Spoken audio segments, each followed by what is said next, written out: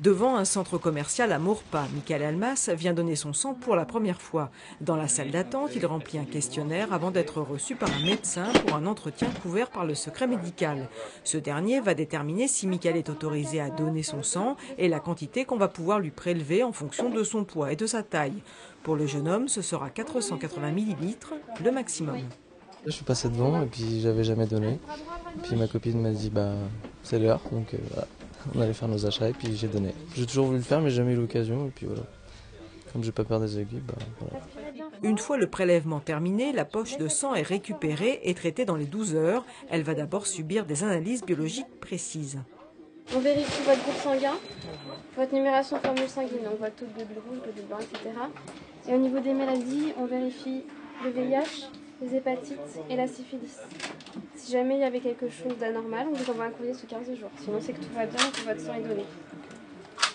La poche de sang de Michael sera transférée sur des sites de production et divisée en plaquettes, plasma et globules.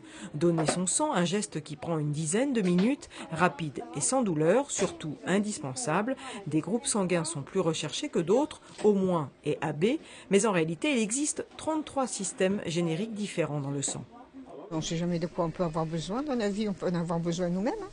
Transfusion sanguine, si on a un grave accident, c'est pour sauver des gens. Le sang est un médicament unique parce qu'il ne peut être fabriqué que par nos frères humains et qu'il sert principalement aux urgences, bien entendu, mais aussi à permettre les chimiothérapies chez tous les malades qui souffrent de cancer ou de leucémie.